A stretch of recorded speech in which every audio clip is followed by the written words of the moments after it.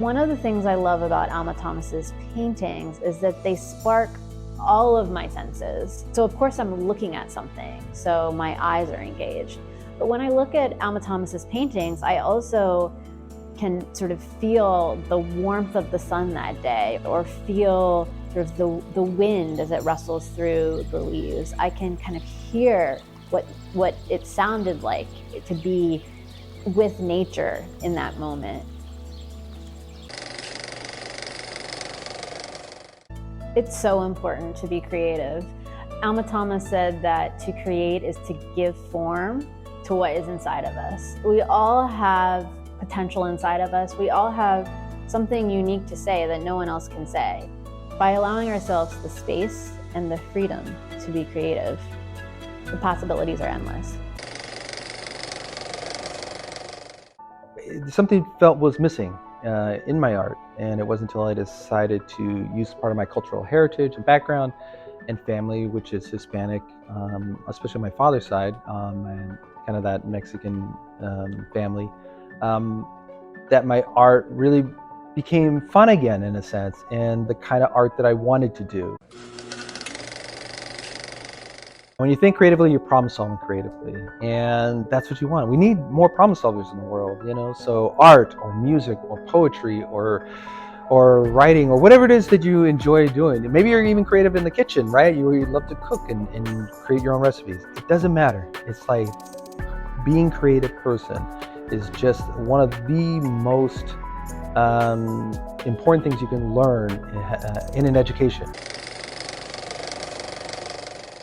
The ocean is super cool, right? Like, I mean, that's kind of where it starts. And I think that's why so many kids, when you like ask them, like marine biologist is one of those answers that comes up over and over. And that's because the oceans are really cool. There's so many weird and cool animals that live there. The oceans are so important for how Earth functions and how people experience life on Earth, whether you live close to an ocean or not. Like, you are impacted by ocean. My name is Allison Kaywood, and I am the Director of Public Engagement at the Smithsonian Environmental Research Center. It's about half people on Earth live within about 50 miles of a coastline. That's the part of the ocean that people care about, right? Like, that's the ocean that has the most impact on most people's day-to-day lives. So pollution and chemicals and plastics and things that go into those oceans are having an impact, and they're having impacts locally on the things that live there and the ability of people to use that water. Well, having been exposed to manatees when I was in grade school, I actually read a weekly reader. I was in Missouri, so I was nowhere near where manatees were, but it really just struck me. There's this cow that lives underwater and eats vegetation. I thought, that's cool.